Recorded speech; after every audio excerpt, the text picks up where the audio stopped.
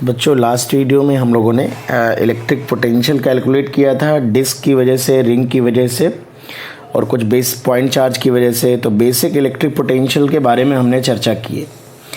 तो अब electric potential पे जो अप्लाइड क्वेश्चन बनते हैं, मैकेनिक्स बेस्ड क्वेश्चन बनते हैं, बेसिकली जेई में जो पूछे जाते हैं ना, बोर्ड्स में तो इस तरह के क्वेश्चन नहीं आते हैं जनरली, तो उनकी कुछ हम प्रैक्टिस करेंगे। तो इस वीडियो में हम कुछ बहुत ही इंपॉर्टेंट क्वेश्चन बच्चों डिस्कस करने वाले हैं। बट अब मैं चाहता हूं कि हर क्वेश्चन को पहले आप ट्राई करिएगा, फिर आप मेरा सोल्यूशन देखिएगा, और अगर कोई डाउट रह जाता है तो आप पर्सनली मुझसे पूछ सकते हैं, ठीक है। तो let us take an example. एक फिक्स्ड रिंग है बेटा, एक हमारे पास फिक्स्ड रिंग है। तो ये फिक्स्ड रिंग है, ठीक है। इसकी रेडियस r, इस पे total charge capital Q uniformly distributed है, और इसके सेंटर पे एक स्मॉल चार्ज पार्टिकल जिस पे चार्ज -q और मास m है, उसे एक्सिस के अलोंग v0 स्पीड से फेंका गया, ठीक है।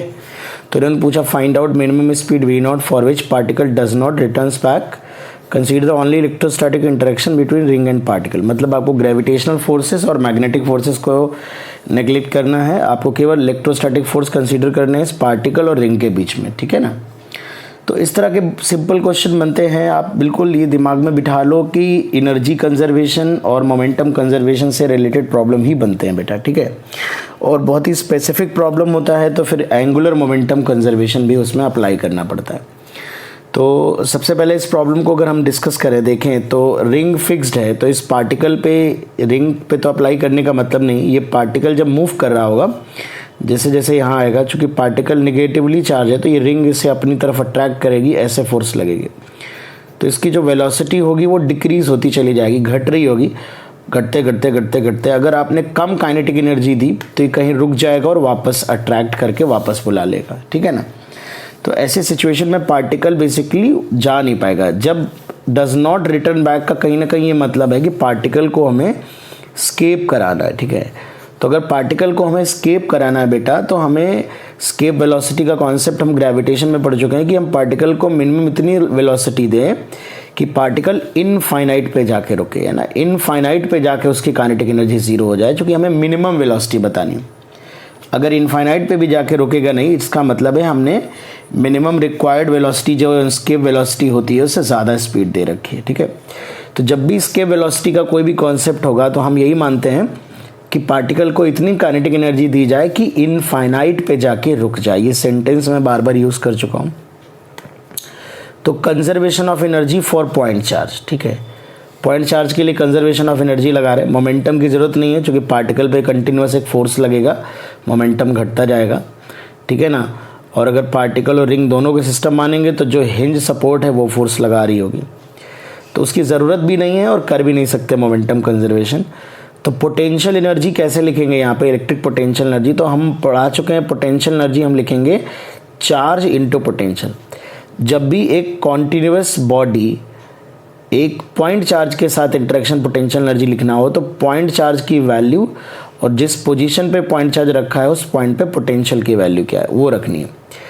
तो ये charge into potential V1 initial point पे सेंटर पे, kinetic energy half m V0 square, और इनफाइनाइट पे जाके रुक जाए तो इनफाइनाइट का पोटेंशियल ज़ीरो हो जाएगा, इससे इनफाइनाइट डिस्टेंस पे पोटेंशियल ज़ीरो हो जाएगा, तो पोटेंशियल एनर्जी ज़ीरो हो जाएगी, और रुक जाए मतलब काइनेटिक एनर्जी ज़ीरो हो जाएगी। तो यहाँ पर ये चार्ज की वैल्यू -q है तो साइन के साथ रखेंगे चार्ज को। पोटेंशियल और पोटेंशियल एनर्जी में चार्ज हमेशा साइन के साथ आता है। तो this is half m V0 square equal to QV1। Centre पे पोटेंशियल रिंग की वजह से होगा KQ by divide by R। Under root R square plus x square होता है बेटा, KQ upon under root R square plus x square. x zero होगा तो पोटेंशियल ही आएगा। यहाँ से V0 की value under root 2KQ divided by MR। तो ये बेटा हमारा स्पीड हो जाएगा, ठीक है ना। तो इस तरह से ये हमारा आंसर होगा इस प्रॉब्लम का, ठीक है। तो ये स्केप वेलोसिटी होगी आपकी कि रिंग के सेंटर से इस पार्टिकल को स्केप कराने के लिए मिनिमम कितनी वेलोसिटी चाहिए, तो just greater than that value. But अगर एग्जैक्ट इक्वालिटी में आंसर लिखना है तो हम यही आंसर लिखेंगे, ओके। तो चलिए नेक्स्ट प्रॉब्लम देखते हैं, इससे रिलेटेड नेक्स्ट प्रॉब्लम क्या बन सकता है।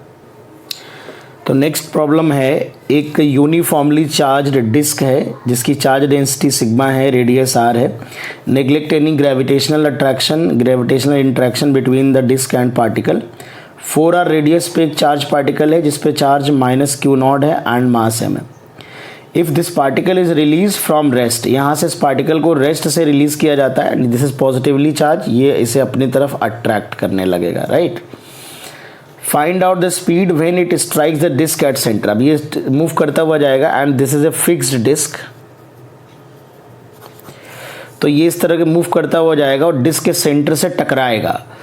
तो इन्होंने पूछा है कि जब ये डिस्क के सेंटर से कोलाइड करेगा तो इस पार्टिकल की स्पीड क्या होगी। बिल्कुल सिमिलर क्वेश्चन है, मैं चाहता हूँ इस क्वेश्चन को आप करिए। सबसे पहले बिल्कुल सेम कंजर्वेशन ऑफ एनर्जी के कॉन्सेप्ट पे प्रॉब्लम बना है ये, तो आप बिल्कुल simple u1 + k1 = u2 + k2 apply करिए। बस डिस्क के पोटेंशियल का फॉर्मूला पता होना चाहिए, क्योंकि जब आप पोटेंशियल एनर्जी लिखेंगे तो चार्ज इनटू पोटेंशियल लिखेंगे। तो पहले आप इसको ट्राई कर लो, आंसर निकाल लो, देन आप मेरे सोल्यूशन से मैच करेंगे, ठीक है ना। तो चलिए मैं सोल्यूशन बताता हूँ कैसे करेंगे। बिल्कुल सिंपल तरीका है कि ये जैसे जैसे आगे स्पीड बढ़ती चली जाएगी और सेंटर पे कोलाइड कर जाएगा। तो initial potential energy plus kinetic energy equal to final potential energy plus kinetic energy. तो once again charge into potential v1, शुरुआत में रेस्ट पे काइनेटिक एनर्जी 0 होगी, ये charge into potential v2 -q0 into v2 और काइनेटिक एनर्जी हो जाएगी 12m v²। Suppose v speed से पार्टिकल यहाँ पे कोलाइड करता है, इसकी स्पीड v होती है, ठीक है। अब अगर हम यहाँ पे वैल्यू पुट कर दें तो दिस इज 12m v², तो ये हो जाएगा q0 v2 - v1, है ना। तो चलिए पोटेंशियल पुट कर देते हैं। v2 सेंटर पे पोटेंशियल क्या होता है, तो डिस्क के पोटेंशियल का फॉर्मूला याद होना चाहिए बेटा, ये सब लोग भूल जाते हैं, भूलना नहीं है। σ/2ε0 √r² + x² - s। तो v2 जो आएगा, x अगर आप 0 रखेंगे तो σr/2ε0 आएगा, और v1 में x की वैल्यू 4r रखेंगे तो वो भी मैं पुट कर दूंगा। तो v2 है σr/2ε0 और v1 है यहाँ पे x की वैल्यू 4r रखेंगे, तो σ/2ε0 4r रखेंगे तो 16r² + r², तो ये r और यहाँ पे 4r आएगा, तो r कॉमन आ जाएगा, √17r - 4r, ये आपका सिंप्लीफाइड आंसर होगा। तो q0 σr/2ε0 पूरे से कॉमन आएगा, यहाँ बचेगा 1 और यहाँ +4 हो जाएगा तो ये 5 हो जाएगा -√17, है ना। This is equal to 12m v²। तो वेलोसिटी यहाँ पे सिंप्लीफाइड तरीके से वेलोसिटी आप कैलकुलेट कर लेंगे।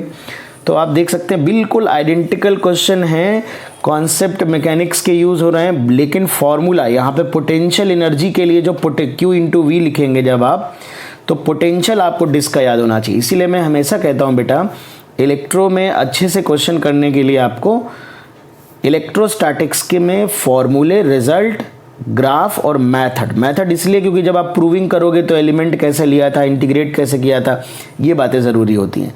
और फॉर्मूला और ग्राफ 2 चीज़ें बहुत इंपॉर्टेंट होती हैं ताकि आप अप्लाइड क्वेश्चन को सॉल्व कर पाओ। क्योंकि जनरली जेई वाले डायरेक्टली क्वेश्चन नहीं पूछेंगे कि यहाँ पे पोटेंशियल बता दो, वहाँ पे वो बोर्ड में पूछ सकते हैं क्वेश्चन, बट जेई वाले अक्सर पोटेंशियल और पोटेंशियल एनर्जी के जो क्वेश्चन होते हैं वो हमेशा मैकेनिक्स बेस्ड क्वेश्चन बनता है, अप्लाइड क्वेश्चन बनता है, ठीक है। तो चलिए एक प्रॉब्लम और देखते हैं बेटा। तो ये एक प्रॉब्लम है, एक बार फिर हमने एक पॉजिटिवली यूनिफॉर्मली चार्ज एक रिंग ली है, फिक्स्ड रिंग, ठीक है। और इस रिंग के एक्सिस पे √3r डिस्टेंस पे पॉजिटिवली चार्ज पार्टिकल को एक्सिस के अलोंग प्रोजेक्ट किया गया। ये जो लाइन है इसको PQ लाइन बच्चों हमने कहा है, ठीक है। अब क्वेश्चन ये फाइंड आउट, यहाँ से हमने प्रोजेक्ट किया find out minimum speed v बतानी for which particle reaches up to +∞ on line PQ। मतलब यहाँ से हम फेंकें तो यहाँ ये प्लस इन्फिनिटी तक ये ऐसे पहुँच जाए, ठीक है ना, यहाँ तक पहुँच जाए।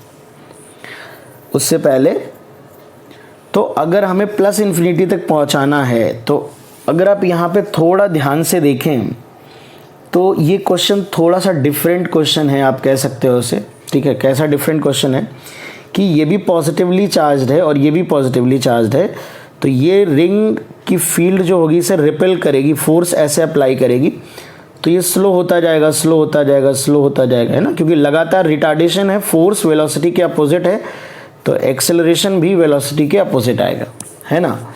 तो जब ये लगातार बच्चों वेलोसिटी इसकी कम होती जाएगी तो ये रिंग के पास जाते जाते स्लो होता जाएगा। अब सपोज़ ये पार्टिकल यहाँ बेटा रुक गया, अगर यहाँ वेलोसिटी ज़ीरो हो गई तो ये फोर्स तो इस डायरेक्शन में लगता रहेगा, है ना। तो अगर ये वेलोसिटी ज़ीरो हो गई तो फोर्स की वजह से ये वापस लौट जाएगा और इधर नहीं जा पाएगा। लेकिन अगर बेटा सोचो, अगर ये स्लो होते होते रुका नहीं और किसी तरह रिंग के सेंटर को क्रॉस करके इस तरफ आ गया, तो चूंकि ये भी पॉजिटिव चार्ज पार्टिकल है और ये रिंग भी पॉजिटिव चार्ज है, तो फिर ये जो रिंग का रिपल्शन होगा वो इस डायरेक्शन में होने लगेगा, तो फिर पार्टिकल को इसी डायरेक्शन में एक्सेलरेट करेगा, तो ये इस डायरेक्शन में ढकेलते हुए अपने आप इन्फिनिटी तक ले जाएगा, राइट। इसका ये मतलब है कि रिंग के जो पार्टिकल के मोशन का अपोज कर रही है रिंग, वो सिर्फ सेंटर तक कर रही है। ये पार्टिकल सेंटर तक पहुंचने में तकलीफ, एक बार सेंटर को क्रॉस कर गया तो इनफाइनाइट अपने आप पहुंच जाएगा। मतलब हमारी जिम्मेदारी इनफाइनाइट तक पहुंचाने की नहीं, हम एनी हाउ रिंग के सेंटर से पार्टिकल को क्रॉस करा दे, मतलब यहाँ पर वेलोसिटी किसी तरह ग्रेटर देन ज़ीरो होनी चाहिए, ठीक है बेटा। तो इस तरह के क्वेश्चन में जब भी ऐसे कई बार सवाल बनते हैं, जेईई में पूछे गए हैं, जहाँ पे आप ये समझ लो कि यहाँ पे आपकी पोटेंशियल एनर्जी मैक्सिमम होगी। ये रिंग का अगर आपको पोटेंशियल याद होगी, आगे थोड़ा हम ग्राफिकल इस पे बात करेंगे, तो यहाँ पोटेंशियल मैक्सिमम होता है सेंटर पे, यहाँ भी कम होता है, यहाँ भी कम होता है। तो कुछ इसी तरह का है कि यहाँ पोटेंशियल मैक्सिमम है तो पॉजिटिव चार्ज की पोटेंशियल एनर्जी मैक्सिमम होगी, ठीक है ना। तो अगर इस पॉइंट को, ये अनस्टेबल इक्विलिब्रियम वाला पॉइंट होगा, अगर इस पॉइंट को क्रॉस कर गया पार्टिकल तो फिर आगे नहीं रुकेगा। जैसे कि हम लोगों ने वर्क पावर एनर्जी में, ग्रेविटी में पढ़ा था ऐसे बहुत सारे, कि हाईएस्ट पोटेंशियल एनर्जी पॉइंट को अगर पार्टिकल क्रॉस कर गया फिर तो अपने आप आगे निकल जाएगा, राइट। तो ऐसे कई सिचुएशन बनेंगे, तो उस ऐसे कई सवालों में ध्यान देना। अगर कोई अनस्टेबल इक्विलिब्रियम पॉइंट आ रहा है, यहाँ पे इलेक्ट्रिक फील्ड जीरो होती है रिंग के सेंटर पे, फोर्स भी जीरो लगेगा, तो जैसे मान लो पहले फोर्स अपोज कर रहा था और एक पॉइंट के बाद फोर्स सपोर्ट करने लगेगा मोशन को, है ना, उसी डायरेक्शन में लगने लगेगा, तो आप जिस पॉइंट से आप फेंक रहे हैं वहाँ से इनफाइनाइट के बीच में आपको कंजर्वेशन ऑफ एनर्जी लगाने की ज़रूरत नहीं होती है बेटा। फिर आप बस ये देखिए कि आप उस पॉइंट तक पहुंचा दीजिए जिस पॉइंट के बाद फोर्स अपनी डायरेक्शन बदल दे रहा है और फोर्स आपके पार्टिकल के मोशन को सपोर्ट करने लगेगा और पार्टिकल अपने आप इनफाइनाइट पे पहुंच जाएगा। तो मैं इस पॉइंट से, इस पॉइंट को अगर मैं ए कह दूं और इस पॉइंट को मैं ओ कह रहा हूं, सेंटर ऑफ रिंग को इसे मैं ओ कह रहा हूं, तो ओ और ए के बीच में कंजर्वेशन ऑफ एनर्जी लगाऊंगा। ओ पॉइंट को मुझे एनी हाउ जस्ट क्रॉस कराना है, तो वेलोसिटी की वैल्यू जो होनी चाहिए जस्ट ग्रेटर देन जीरो होनी चाहिए, zero plus, but minimum value निकालने के लिए हम लोग जीरो रख के ही इक्वलिटी पे सॉल्व कर लेते हैं, ठीक है। तो चलिए फिर से हम लोग अप्लाई कर देते हैं conservation of energy, u1 plus k1 equal to u2 plus k2।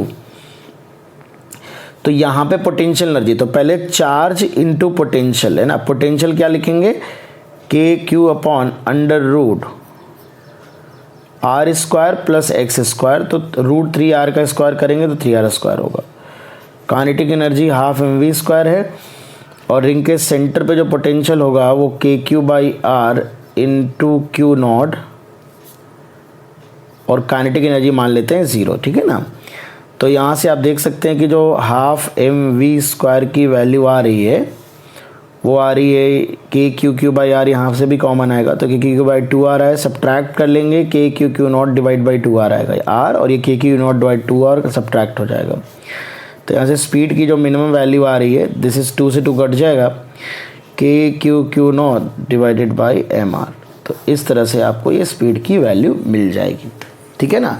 तो कॉन्सेप्ट बिल्कुल सिमिलर है, पोटेंशियल का यूज़ हो रहा है इलेक्ट्रो में, यहाँ पे कंजर्वेशन ऑफ एनर्जी का कॉन्सेप्ट यूज़ हो रहा है, और थोड़ा सा दिमाग लगाना है। अच्छा क्वेश्चन ये कि हमें इनफाइनाइट तक नहीं भेजना है, बस इस पॉइंट तक भेजना, उसके बाद अपने आप चला जाएगा, ठीक है ना।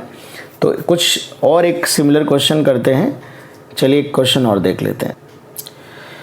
तो ये क्वेश्चन कुछ बेटा इस तरह का है, एक पॉजिटिवली चार्ज डिस्क है। फिर मैं कहूँगा कि पहले आप इस क्वेश्चन को सुनने के बाद, समझने के बाद खुद सॉल्व करिए, देन मेरा सोल्यूशन देखिए, ठीक बेटा। एक ये फिक्स्ड डिस्क है, ठीक है, this is a fixed disc, और इसकी टोटल चार्ज इस पर Q है, इसकी रेडियस R है, यूनिफॉर्मली डिस्ट्रीब्यूटेड है। एक पॉइंट इस एक्सेस पे एक पॉइंट A है और एक B है। A की डिस्टेंस सेंटर से R है और B की 2R है, क्योंकि ये गैप R दिया है। एक चार्ज पार्टिकल को हम -Q0 चार्ज पार्टिकल को एक्सटर्नल फोर्स लगा के सेमी सर्कुलर पाथ से A से B तक लाए हैं, वेलोसिटी 10 to 0, स्लोली मूव करा के यहाँ से यहाँ लाए हैं, ठीक है ना। तो जब स्लोली मूव करा के यहाँ से यहाँ लाए हैं बेटा, तो पूछा गया है वर्क डन कितना करना पड़ेगा। Find out work done by external agent in bringing -Q0 and M particle from A to B slowly, ठीक है, without changing it's kinetic energy. तो ऐसे सिचुएशन में हमने हमेशा डिस्कस किया है कि जब स्लोली एक पॉइंट से दूसरे पॉइंट तक मूव कर रहे हैं और एक्सटर्नल फोर्स का वर्क डन पूछा है, तो we will always calculate final potential energy minus initial potential energy, है ना, change in potential energy, because kinetic energy तो बेटा हम चेंज कर नहीं रहे हैं, राइट।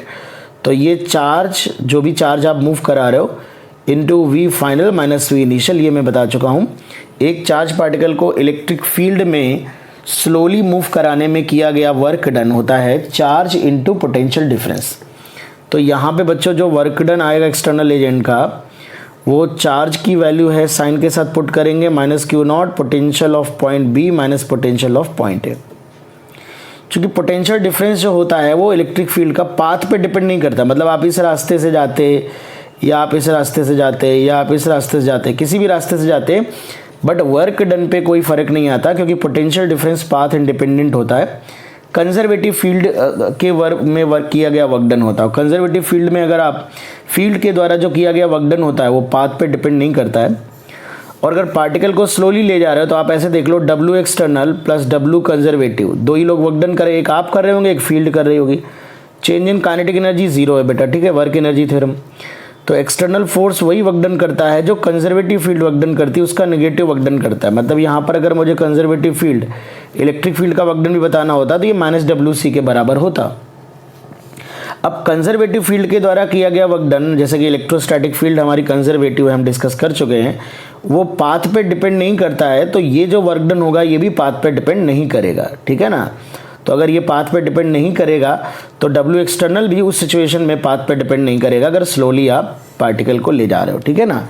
तो आप जरूरी नहीं कि सेमी सर्कुलर पाथ होता है या कोई दूसरा पाथ होता, ये आंसर सेम आएगा, ठीक है। तो W एक्सटर्नल -Q0, डिस्क का पोटेंशियल बस आपको लिखना है R डिस्टेंस पे, 2R डिस्टेंस पे। तो डिस्क का पोटेंशियल A पॉइंट पे होगा σ/2ε0 ब्रैकेट में R² plus R² minus R, ठीक है ना। ये A पॉइंट पे होगा, B पॉइंट पे होगा σ/2ε0 R² प्लस x² हो गया 2R का होल स्क्वायर, तो 4R² माइनस 2R। तो ये आपको A और B का पोटेंशियल लिखना है।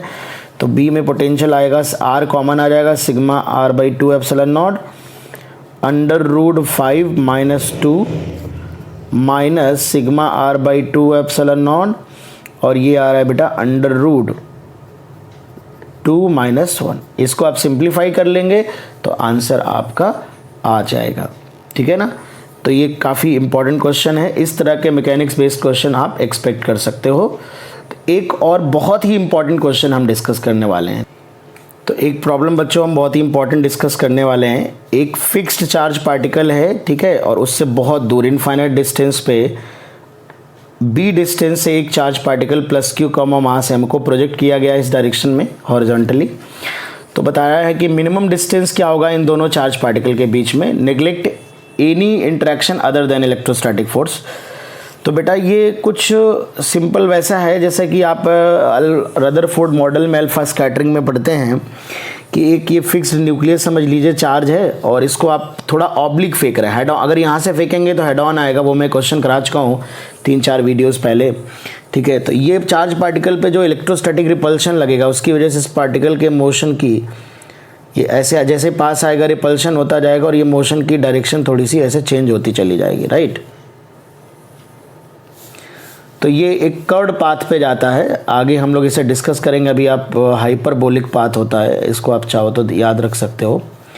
और किसी कर्व्ड पाथ से जो मिनिमम डिस्टेंस होती है वो उस वक्त होती है डी मिनिमम जब उस पाथ पे परपेंडिकुलर ड्रॉप करते हैं। कोऑर्डिनेट में आपने ये बेसिक बात पढ़ी है, perpendicular distance from this curve will be the minimum distance. यहाँ पे अगर वेलोसिटी देखी जाए तो वेलोसिटी भी बच्चों मिनिमम होती है, जो भी पार्टिकल की वेलोसिटी होगी। क्यों मिनिमम होती है? अगर आप देखें यहाँ पे, तो यहाँ पे जो फोर्स, इलेक्ट्रोस्टैटिक फोर्स लग रहा होगा वो ऐसे लग रहा होगा इस डायन के अलॉन्ग, और ये एंगल ऑब्ट्यूज होगा। यहाँ पर भी वेलोसिटी होगी, फोर्स ऐसे लग रहा होगा, ये एंगल ऑब्ट्यूज होगा। तो इस फोर्स का एक कंपोनेंट इधर आएगा जो वेलोसिटी का अपोज करेगा, एक परपेंडिकुलर आएगा और एक टेंजेंशियल आएगा। तो ये वेलोसिटी का अपोज करेगा तो रिटार्डेशन प्रोवाइड करेगा, rate of change of speed होता है टेंजेंशियल रिटार्डेशन, जिससे स्पीड कम होती चली जाएगी। यहाँ पर फोर्स परपेंडिकुलर हो जाएगा, ठीक है ना, और आगे जब आप जाओगे कहीं पर भी तो वेलोसिटी और फोर्स के बीच का जो एंगल होगा वो 90 से कम हो जाएगा, तो there will be a tangential acceleration. तो यहाँ के बाद वेलोसिटी बढ़ने लगेगी।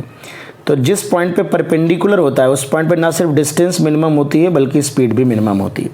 तो हमको डी मिनिमम पूछा गया है, तो वी मिनिमम और डी मिनिमम दो वेरिएबल हैं, तो हमें दो बच्चों यहाँ पे बेसिक इक्वेशंस अप्लाई करनी पड़ेंगे, है ना। अब सबसे पहले अगर आप देखें तो इस चार्ज पार्टिकल पे एक तो आप एनर्जी कंजर्वेशन लगा लेंगे, कोई डाउट नहीं है, आप एनर्जी कंजर्वेशन लगा सकते हैं। लेकिन ये सिर्फ एक इक्वेशन बच्चों आपको मिलेगी। ये चार्ज पार्टिकल इस पे कंटिन्यूअसली फोर्स लगा रहा है तो पार्टिकल का मोमेंटम कंजर्व नहीं रहेगा, बिकॉज पार्टिकल पे लगातार फोर्स लग रहा है। पॉइंट चार्ज और पार्टिकल को इंक्लूड कर लोगे तो ये फोर्स इंटरनल हो जाएगा, बट हिंज जो पकड़ के बैठा है, जो व्यक्ति या जो सपोर्ट पकड़ के बैठा है, उसका फोर्स एक्सटर्नल फोर्स हो जाएगा। तो दोनों को सिस्टम मान के भी मोमेंटम कंजर्व नहीं कर सकते। तो फिर आखिर यहाँ पे क्या अप्लाई करेंगे, आप इसको पॉज करके दिमाग लगाइए, फिर आप सोल्यूशन देखिए, ठीक है। तो चलिए मैं बता देता हूँ। एक तो एनर्जी कंजर्व करेंगे, दूसरा ये जो फोर्स पार्टिकल पे लग रहा है हमेशा इसी पॉइंट से पास होगा, इस फिक्स्ड चार्ज से। तो इस फिक्स्ड चार्ज के अबाउट कोई टॉर्क नहीं लग रहा है इस पार्टिकल पे, टॉर्क जीरो होगा, लाइन ऑफ एक्शन वहीं से पास हो रही है। तो एंगुलर मोमेंटम कंजर्वेशन लगा सकते हैं। टॉर्क अगर जीरो होता है जिस पॉइंट के अबाउट, तो हम एंगुलर मोमेंटम कंजर्व कर सकते हैं। तो चलिए मैं दो इक्वेशन बना देता हूँ, एक एनर्जी कंजर्वेशन की U1 + K1। तो इनफाइनाइट डिस्टेंस पे पोटेंशियल एनर्जी जीरो है, KQ डिवाइड बाई इनफाइनाइट, और काइनेटिक एनर्जी थी 12 mv02। यहाँ पे kinetic energy, potential energy KQ divide by D minimum, और काइनेटिक एनर्जी होगी 12 mv minimum²। एक बच्चों इक्वेशन ये बनेगी आपकी, और दूसरी इक्वेशन जो एंगुलर मोमेंटम कंजर्वेशन की बनेगी वो MVD, ये में एंगुलर मोमेंटम होता है, आप जानते हैं, mass into velocity into perpendicular distance. तो शुरुआत में परपेंडिकुलर डिस्टेंस जो है वो B है, तो MVB, और बाद में परपेंडिकुलर डिस्टेंस वेलोसिटी से जो है वो D है, तो MV minimum into D minimum. तो दो इक्वेशन है बेटा, दो वेरिएबल हैं, से आप आसानी से सॉल्व कर लेंगे। Initial angular momentum equal to final angular momentum, इस तरह से आप सॉल्व करेंगे। Very important question.